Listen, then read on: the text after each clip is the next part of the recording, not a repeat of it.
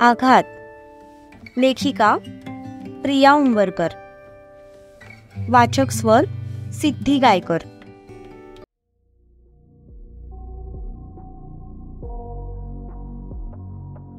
आता शिवा आणि सूर्या गायब झाले हे तर आपल्याला समजलं, पण ते गायब कसे झाले हे जाणून घेण्यासाठी आपण काही तास मागे जाऊया.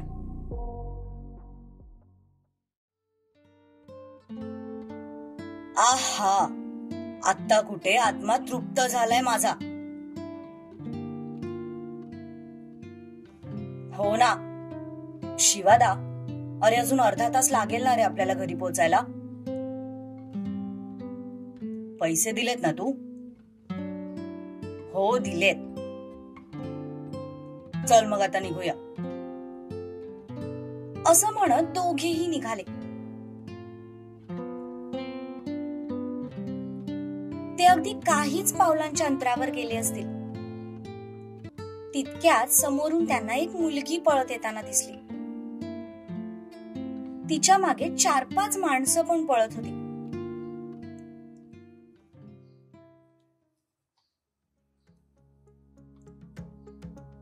पळत पळत ती मुलगी त्यांच्यापर्यंत पोहोचली. दादा दादा प्लीज मला वाचवा, ती माणसं माझ्या मागावर आहेत. काही होणार नाही तुला, शांत उभी राहा इथे, शिवा तिला म्हणाला. तसं ती त्या दोघांच्या पाठीमागे जाऊन उभी राहिली. ए कोण आहे बे तू? चल हो बाजूला. शिवराज पाटील, नाम तो सुना ही होगा. नाही ऐकलंय तुझं नाव, चल हो आता बाजूला. असं म्हणत तो माणूस पुढे झाला आणि त्याने शिवाला बाजू करण्यासाठी त्याचा दंड पकडला. मरते आता हे बेन स्वतःच्या कर्माने. सूर्या मनातच त्या माणसाची कीव करत म्हणाला.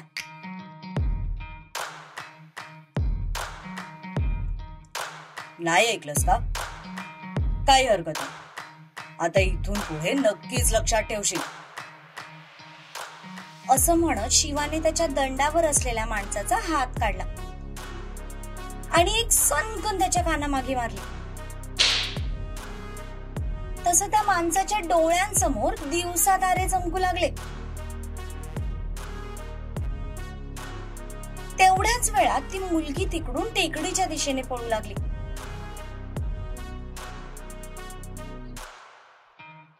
अगं ए, तू कुठे निघालीस? सूर्या तिला तिकडे पळताना बघून ओरडला. तसं शिवाचं लक्ष तिच्याकडे गेलं. अरे अरे पकडा तिला, आमच्या मंदिरातले दागिने घेऊन पळाली ती. असं म्हणत पाठीमागची माणसं तिच्या मागे पळू लागली. शिवा आणि सूर्याला तर गोंधळच काय होता ते कळत नव्हता. एक मिनिट, काय म्हणाले ते? अहो हो, ती मुलगी आमच्या मंदिरातले दागिने घेऊन पळालीये, म्हणून तर आम्ही तिला पकडतोय ना. अरे भुसनाळ्या, मग डायलॉग मारण्यापेक्षा आधी ते सांगायचंच ना. चल आता पकडूया तिला. असं म्हणत शिवा सुद्धा त्यांच्यासोबत पळू लागला. अरे शिवादा, आता तू कुठे निघालायस? त्यांचं ते बघून घेतील ना. अरे आता मीच तिला पळवलंय म्हटल्यावर मलाच तिला शोधून द्यावं लागेल ना, नाहीतर देवाचा कोप होईल माझ्यावर. आता सूर्या काही तिथे एकटा तर थांबू शकत नव्हता, त्यामुळे नाईलाजाने तो पण त्यांच्या मागे पळाला. ते लोक टेकडीच्या पलीकडे गेले, पण टेकडीवरून उतरताना अचानक शिवाला थोडं गरगरल्यासारखं वाटलं. तसा तो 2 सेकंदांसाठी तिथेच थांबला. त्याने समोर पाहिलं तर काही अंतरावर ती माणसं त्या मुलीच्या मागे पळत होते. पण आता हळूहळू ते दृश्य त्याच्या डोळ्यांसमोर अंधुक दिसायला सुरुवात झाली होती. त्याने थांबून पाठीमागे पाहिलं तर सूर्या डोक्याला पकडून एक एक पाऊल टाकत होता. कदाचित त्याला पण गरगरत होतं. शिवाने जोर जोरात श्वास घेत समोर पाहिलं तर समोर तोच माणूस उभा होता. शिवाने ज्याच्या कानामागे मारली होती आणि आता तो खुनशी हसत त्या दोघांकडे बघत होता.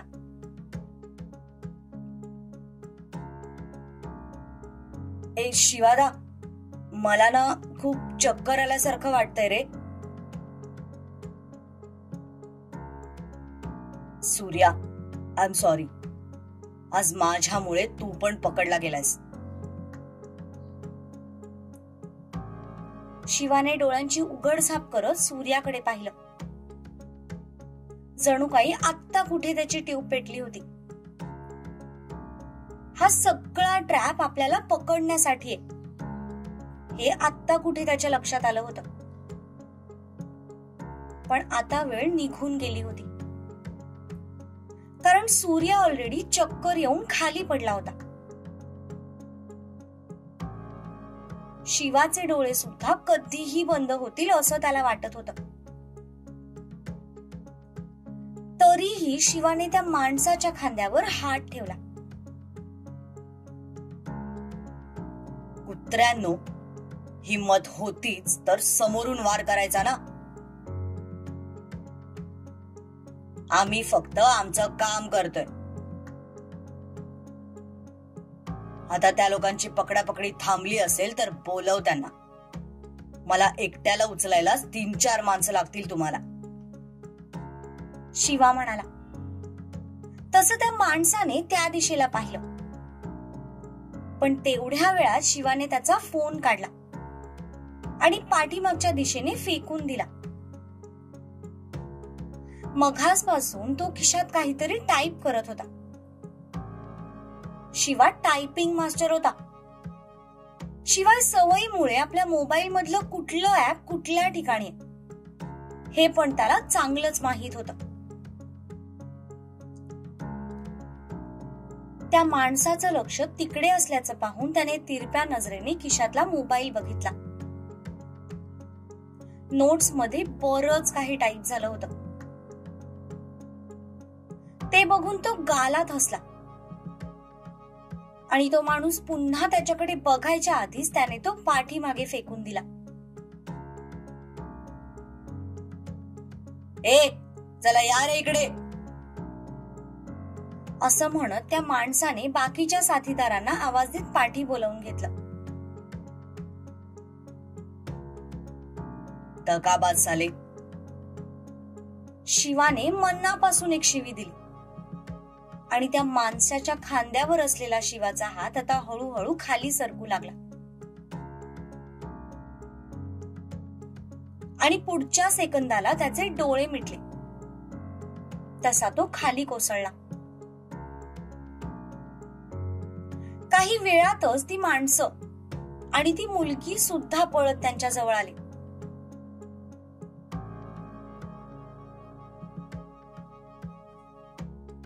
वाटलं नव्हतं ही आयडिया वर्क करेल. आज आपलं नशीब जोरावर आहे समजायचं. ते बाकीचं सगळं सोडा, मला माझे पैसे द्या, ती मुलगी म्हणाली. हे घे आणि सांगितलेलं लक्षात आहे ना. आजच्या आज कोल्हापूर सोडायचं. परत इथे दिसलीस ना तर याद राख. चला रे, आता उचलाय ना. तसं त्यातल्या दोघांनी सूर्याला उचललं, पण शिवा मात्र त्यांच्याकडून काही उचलला जात नव्हता. अरे हा माणूस आहे की दगड आहे. दोघेही वैतागून त्याला परत खाली ठेवत म्हणाले, एक काम करा, तिघं मिळून याला उचला. तसं आता तिघांनी जोर लावून कसं बसं शिवाला उचललं आणि आता ते घनदाट झाडांच्या दिशेने जाऊ लागले, कारण तिथेच त्यांनी त्यांची गाडी लावली होती. भाऊ, त्या ज्यूसवाल्याचं तोंड तर आपण बंद केलंय, पण त्या बाकी 2 दुकानांचं काय? बंद आहेत ती दोन्ही दुकानं. तो ज्यूसवाला सोडून कोणीच आपल्याला पाहिलेलं नाहीये आणि तो माणूस त्याचं तोंड उघडणार नाही याची मी पुरेपूर काळजी घेतली. थोड्या वेळाने त्या दोघांना घेऊन ते लोक त्यांच्या इच्छितस्थळी पोहोचले, जिथे त्यांनी त्यांची गाडी पार्क केली होती. त्या माणसांनी दोघांनाही गाडीत टाकलं. एक काम करा, त्यांच्याजवळ असलेलं सगळं सामान काढून घ्या. तसं त्या माणसांनी मिळून त्या दोघांचे खिसे चाचपडायला सुरुवात केली.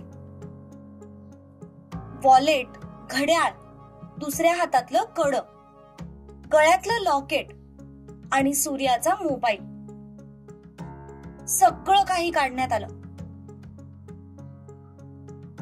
भाऊ, अहो हा तर मगाशी फोनवर बोलत होता, पण आता त्याच्या खिशात मोबाईलच नाहीये,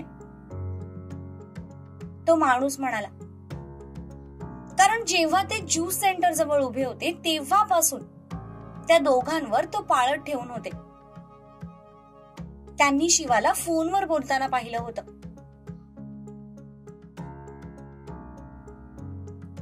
पळताना पडला असेल कुठेतरी, ते मरू दे. तो सत्यजित पाटील कधीही पोहोचेल इथे, त्याआधी आपल्याला इथून निघायला हवं. भाऊ, आता या सामानाचं काय करायचंय? तसं त्यांच्या मोरक्याने दोघांच्याही वॉलेट मधले सगळे पैसे काढून घेतले. नंतर त्याने सूर्याचा मोबाईल खाली टाकला आणि जवळचाच एक दगड उचलून त्या फोनवर घातला. तसा त्या फोनचा जवळजवळ चुराच झाला. कार्ड तर त्यांनी आधीच काढून ते पूर्णपणे डिस्ट्रॉय केलं होतं. एक काम करा, आता इथे एक खड्डा करा आणि हे सगळं सामान त्यात पुरा. तसं त्याच्या माणसांनी जवळच एक खड्डा खणला आणि ते सगळं सामान त्यात पुरून पुन्हा तो खड्डा बुजवला. नीट चेक केलंय ना त्यांना? अंगठ्या वगैरे काही आहेत का बघा त्यांच्या बोटात, तो म्हणाला. तसं पुन्हा त्यांचे हात चेक केले गेले. दोघांच्याही हातात एक एक सोन्याची अंगठी होती. ती काढून पुन्हा त्या माणसाकडे देण्यात आली. त्या माणसाने अंगठ्या पुन्हा पाठीमागच्या दिशेने फेकून दिल्या. अहो भाऊ, हे काय केलं? अहो सोन्याच्या अंगठ्या होत्या, त्या फेकून का दिल्या? तुझ्याकडे अक्कल असती ना, हा प्रश्न तू विचारलाच नसतास. हे मोठे लोक स्वतःच्या रक्षणासाठी कुठेही ट्रॅकर लावतात. सध्या त्या अंगठीचा विचार सोडा आणि स्वतःच्या जीवाकडे लक्ष द्या. चला, गाडी काढा. तसे सगळे गाडीत बसले.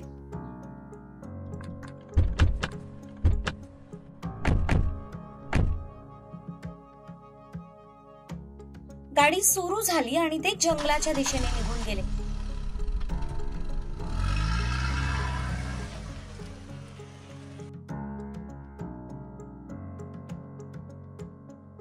Flashback over.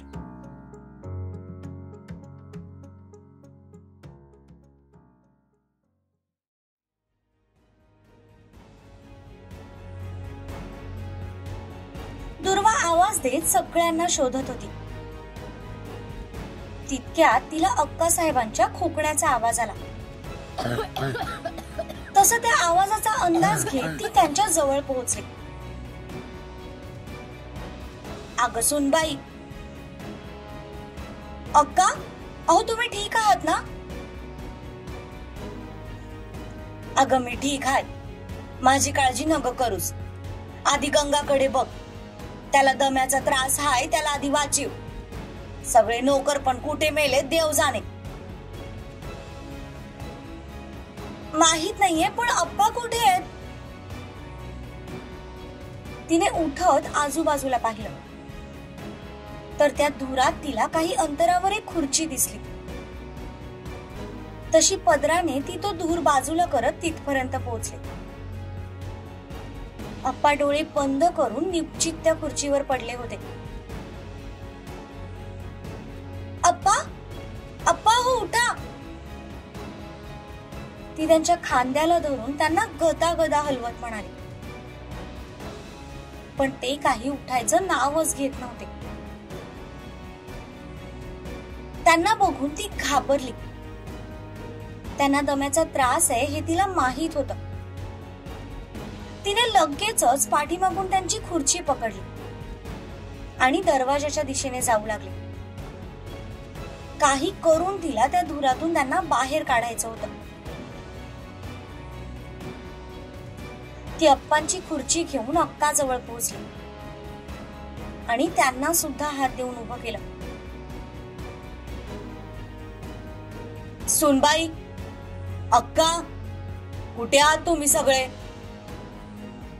संपत काकांचा आवाज आला. काका, आम्ही इकडे आहोत. प्लीज लवकर इकडे या. अप्पांना हॉस्पिटलमध्ये न्यावं लागेल.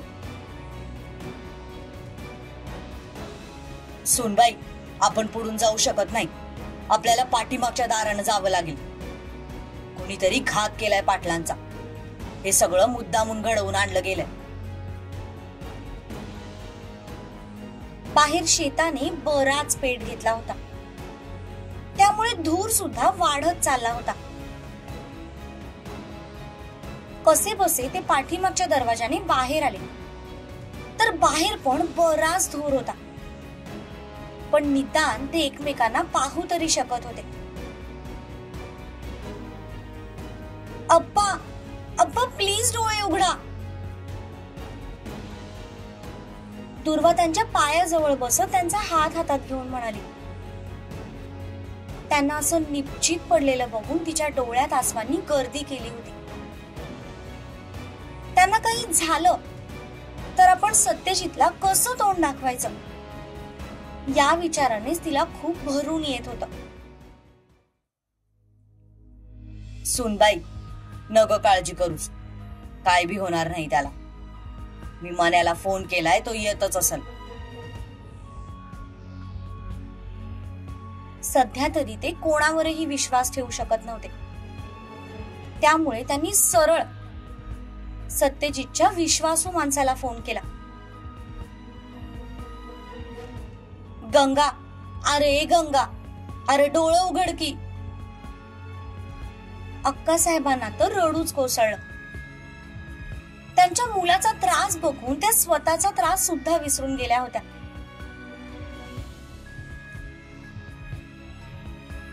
काका, वहिनी, तुम्ही सगळे ठीक आहात ना? मन्या जवळजवळ पळतच तिथे आला. संपत काकांचा फोन मिळाल्यावर तो लगेच धावत पळत तिथे आला होता. सत्यजितला फोन करून सांगावं एवढंही भान त्याला उरलं नव्हतं. कारण सत्यजित ऑलरेडी गोडाऊन वरून जिथून ते दोघं किडनॅप झाले होते तिथे जायला निघाला होता. दिघ्या पण त्याच्या सोबतच होता. मन्या भाऊ, अप्पांना लवकर हॉस्पिटलमध्ये न्यावं लागेल. त्यांना दम्याचा त्रास आहे. तुम्ही काळजी नका करू वहिनी. गाडी बोलवलीये मी. आपण लगेच त्यांना हॉस्पिटलमध्ये घेऊन जाऊ. मन्या म्हणाला. त्याने लगेच ड्रायव्हरला फोन करून पाठच्या दाराने बोलावून घेतलं. गाडी येताच संपत काका आणि मन्याने मिळून अप्पांना गाडीत घातलं. दुर्वाने अक्कांना गाडीत बसवलं. सगळे गाडीत बसताच गाडी तिथून निघाली.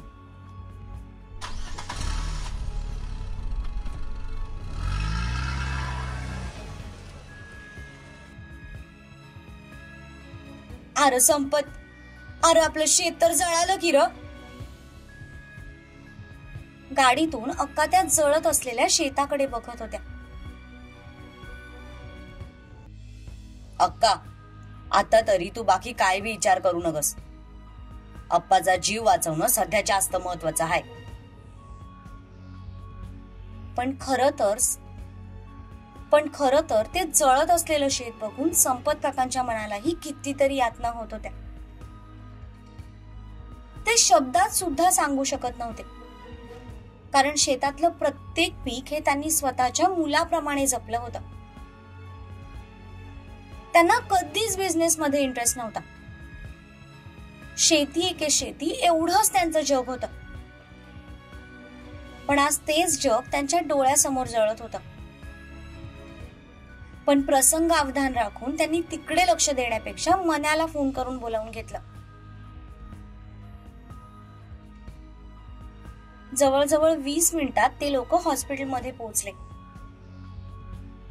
मन्याने लगेचच अप्पांना उचलून स्ट्रेचरवर टाकलं.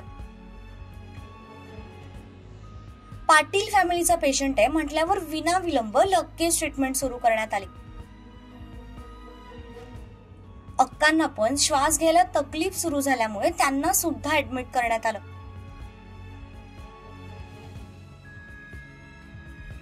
दुर्वा काळजीने कॉरिडॉर मधून इकडून तिकडे फेऱ्या मारत होती. घाई गडबडीत तिने तिचा फोन सुद्धा आणला नव्हता. त्यामुळे शिवा सूर्याबद्दल सत्यजितला फोन करून सुद्धा ती विचारू शकत नव्हती. मने भाऊ, सत्यजित कुठे आहेत आणि शिवा सूर्याला काय झालंय? जीत मला काहीही न सांगता घरातून निघून गेलेत. वहिनी, त्या माणसाने खूप मोठा डाव साधलाय. जिथे आम्ही तुमच्या तिघींवर डोळ्यात तेल घालून लक्ष ठेवत होतो, तिथे त्यांनी त्या दोघांना उचलून नेलंय. पण तुम्ही काळजी नका करू. आम्ही त्याच्या 2 माणसांना पकडलं होतं. त्यातल्या एकाने त्याचं नाव आणि पत्ता सांगितलाय. भाऊ त्या दोघांना काहीही करून शोधून काढतील. विश्वास ठेवा, त्यांना काहीही होणार नाही. मला 1 मिनिट तुमचा फोन देता का? तसं मन्याने तिला मोबाईल दिला. तिने लगेचच त्यावरून सत्यजितला फोन लावला.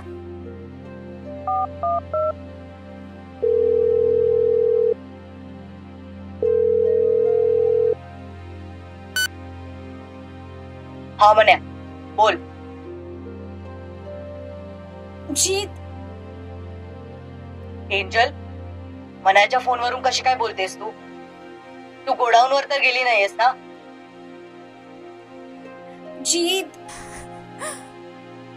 तिची अवस्था बघून मन्याने तिच्या हातातून फोन काढून घेतला आणि लगेचच बाजूला जात सत्यजितला सगळं प्रकरण सांगितलं. ते शेत जळालंय तर जळू दे. घरातल्या कोणालाही काही व्हायला नको मन्या. 1 मिनिट सुद्धा त्यांना एकटं सोडू नकोस. खास करून अप्पा आणि दुर्वावर लक्ष ठेव. त्या दोघांच्याही जीवाला धोका आहे. काळजी करू नका बॉस, कोणालाही काहीच होणार नाही. दुर्वाकडे फोन दे. असं म्हणत मन्याने तिच्याकडे फोन दिला. तसा तिने तो कानाला लावला. एंजल, मी काय बोलतोय ते शांतपणे आणि नीट ऐक. सध्याचा प्रसंग खूप खडतर आहे आणि त्यात हे असं रडून चालणार नाही. ते दोघे गायब आहेत. त्यांना तर मी शोधून काढेनच, पण त्यांना मी घेऊन येईपर्यंत तुला तिथे सगळं बघायचंय. पैशांची अजिबात काळजी करू नकोस. ते सगळं मन्या बघून घे. तू फक्त सगळ्यांना सांभाळ, खास करून स्वतःला. जीत, शिवा आणि सूर्या, त्यांना काही होणार तर नाही ना? काही होणार नाही तुझ्या मुलांना. तू फक्त हिम्मत नको हारूच.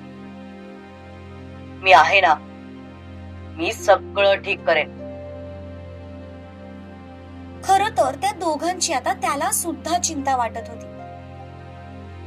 निदान आपण पोहोचेपर्यंत तरी ते सुखरूप राहायला हवे. यासाठी त्याने कितीतरी वेळा देवी आईकडे साकडं करून झालं होतं.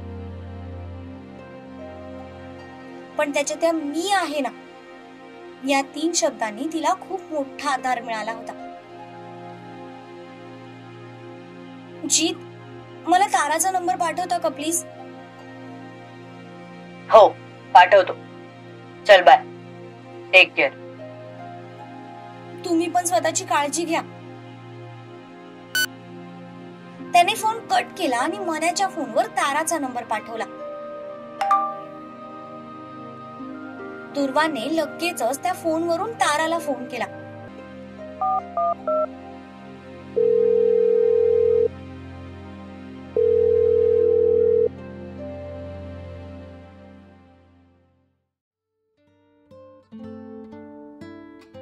ती नुकतीच घरी आली होती आणि फ्रेश होऊन बेडवर पडतच होती. तितक्यात फोनची रिंग वाजली.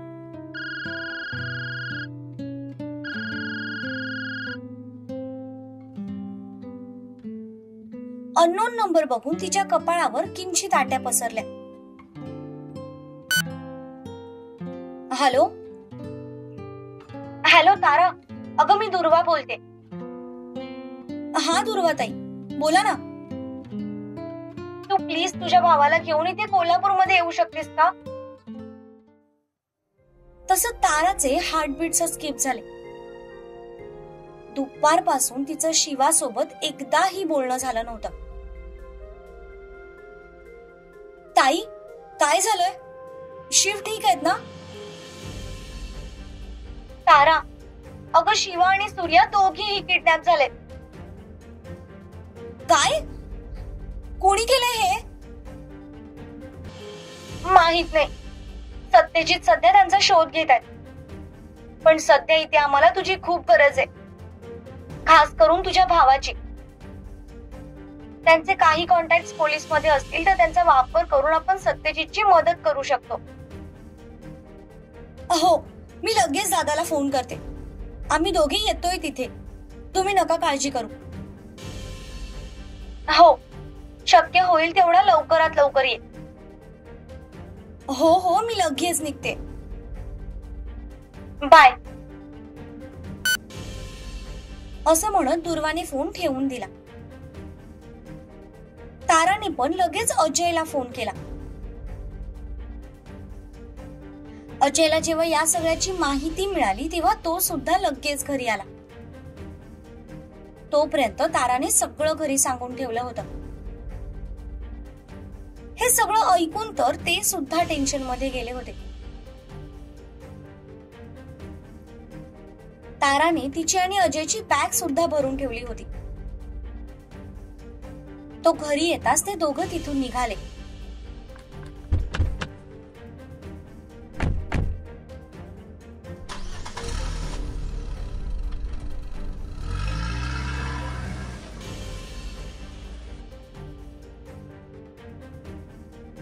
टीटू, सत्यजित सोबत फोन झालाय माझा. सापडतील ते दोघं, तू काळजी नको करू. एकदा फक्त तो माणूस सापडू दे. नाही त्याच्या अंगात भुसा भरून त्याला शेतात उभा केला ना तर तारा नाव नाही लावणार. थोड्याच वेळात ते दोघं एका ठिकाणी पोहोचले. आपण इथे का थांबलोय? सत्यजितने आपल्यासाठी प्रायव्हेट जेट अरेंज केलंय. गाडीने भरपूर तास जातील.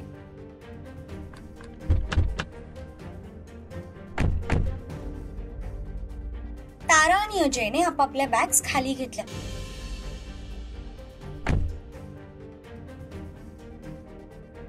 आणि ते गेट जवळ आले. अजयने त्याचं कार्ड दाखवताच त्या माणसांनी लगेच त्यांना आत बसवलं आणि पुढच्या 5 मिनिटात त्या प्रायव्हेट जेटने आकाशात उंच भरारी घेतली.